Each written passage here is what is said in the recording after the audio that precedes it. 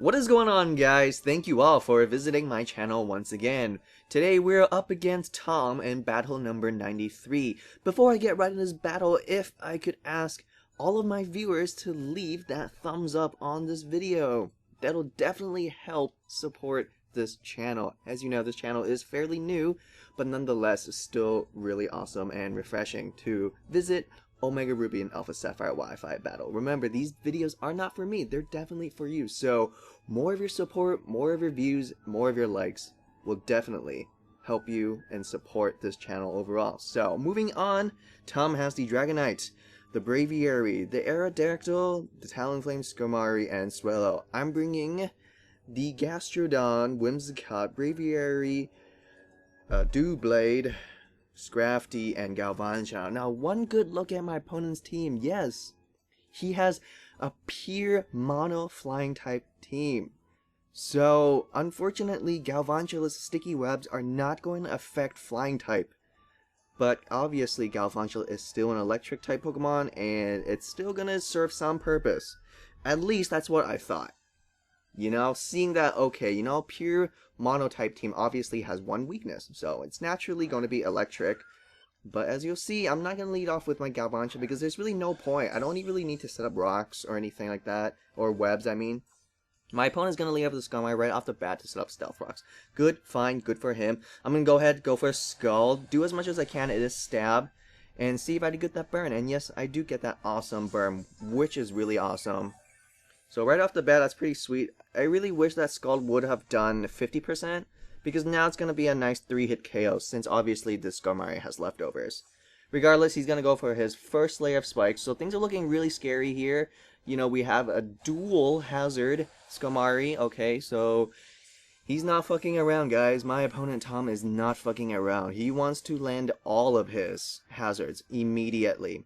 So instead of going for the Roost, my opponent's Skarmory is actually going to go for the second layer of spikes. So instead of preserving his Skarmory, he went and go for the second layer of spikes. So now on my side, I have 1 layer of rocks and 2 layers of spikes. Really scary, really frightening. I do have a Defogger Braviary, but it's really hard to send out my Braviary. Surprisingly, his Braviary goes for Superpower. Not really sure why. It's not Stab. Perhaps he thought maybe I was going to switch out or something, but regardless, I'm not. He gets hurt by Rocky Helmet and Life Orb. That's great. So we know he's not Choice. So he can still potentially do all kinds of shit, okay? I thought, well, actually, you know, I could just keep staying in. I really see no point for me not to stay in. You know, in case my opponent decides to switch out. In this case, he doesn't. He just suicides his Braviary. It's thanks to my Rocky Helmet and my opponent's Life Orb that will finish off Braviary. So here, I actually could have went for the Recover, but instead I just went for Scald. Just in case my opponent wanted to switch out, right? Here comes Dragonite. I'm thinking, okay, I might just be able to live 1 attack. But turns out, it's a special Dragonite. My Gastrodon is only physically defensive, not specially defensive. So a special Dragonite will finish me off with a Hurricane. So kudos to my opponent. Now I know Dragonite, special Dragonites usually carry Thunder, but I didn't care. I really want to just get off, use my Defog and get rid of my rocks and 2 layer of spikes. It's just too important of a task. So unfortunately, I do have to sacrifice my Braviary, but at the same time, I don't really mind it too much because I got my hazards gone. So I'm thinking, okay, he just went for Thunder. Yes, he does have Hurricane, but my Whimsicott obviously is just going to go for the Encore, trap him into Thunder so that it is not very effective towards Whimsicott. Regardless, it doesn't matter because he misses, which is even better. He knows he can't stay in with a Dragonite while trapped into Thunder. He has to get out of here and goes into the biggest threat. This Talonflame was the biggest threat in my team because I have 3 Pokemon that is weak to fire, guys. I have the Whimsicott, Galvantula, and Doublade that is weak to fire. So a little bit unfortunate for me.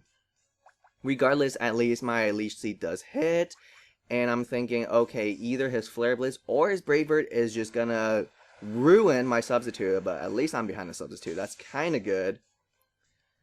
And down goes the Substitute. And I'm thinking, well, there's a very good chance he might go for Brave Bird. His priority Brave Bird will outspeed my Whimsicott's priority moves. So I have to switch out of here. I really do. If you guys don't know, Whimsicott has a Prankster ability, and what Prankster basically does is any non-damaging moves will have priority. That is why my Substitute and my Leaf Seed had priority, but at the same time, Gale Wings also has priority, so I'm pretty sure Talonflame will outspeed me, so I thought, let's go into Galvantula and just hang on to Focus Sash. I have Focus Sash on my Galvantula, and I think that's actually really good. It'll absorb his attack, but more importantly, all that recall damage will do quite nicely to this Talonflame. And what's even more funny is that this Talonflame is carrying Life Orb, and I have the Leech Seed, so this recall damage is just killing Talonflame, which is fantastic. So this is all my Galvantula is going to do, surprisingly, right? Fighting against a flying type team with my Galvantula, that's all my Galvantula is going to do. I'm going to go for the Doublade, expecting the Brave Bird. It's very obvious, simply because he probably doesn't want to, you know, lose any speed wars with me, and he's going to go for his priority Brave Bird, and that's really great. Because like I mentioned, recall damage is enough to finish off this Talonflame. And there you go, there you have it. That is quite a wrap here. It's thanks to that switch I'm able to still preserve my Galvantula, my Whimsicott, and my Doublade. So, honestly, I'm not a huge fan of equipping a Life Orb on a Talonflame, simply because Talonflame already learns Flare Blitz and Brave Bird, which does a lot of recoiling. So, here comes the Aerodactyl. Now, he does go for a Fire Fang. Yes, he can learn Fire Fang, but I am Eviolite Doublade, and it's not going to do it quite enough. However, this Iron Head will one motherfucking shot Mega Aerodactyl. So there you go. Doublade pin up against Mega Aerodactyl. So if you guys ever want to wonder who's going to win in a fight, it's always Doublade. So don't ever send out a Mega Aerodactyl to a Doublade. Well, not always, at least. Here comes the Hurricane. I do live it. I get confused. Really scary here. If I hit myself in confusion, it's pretty much gone. However, I don't.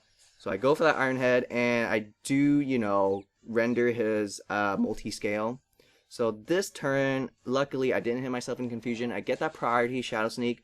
Without multi-scale, it does a little bit more, and now he's at half HP, and obviously he lands his second Hurricane, and that will finish off my Doublade. So, can't complain though, Doublade, you did your thing. You one-shot Mega Aerodactyl. Very fucking impressive. I'm going to go into Painbringer. I'm going to go for that priority Substitute, just to get a sub, hoping that he will miss his Hurricane, and luckily, he actually did. I'm like, sweet. I did not expect him to miss his Hurricane, but regardless, that's great.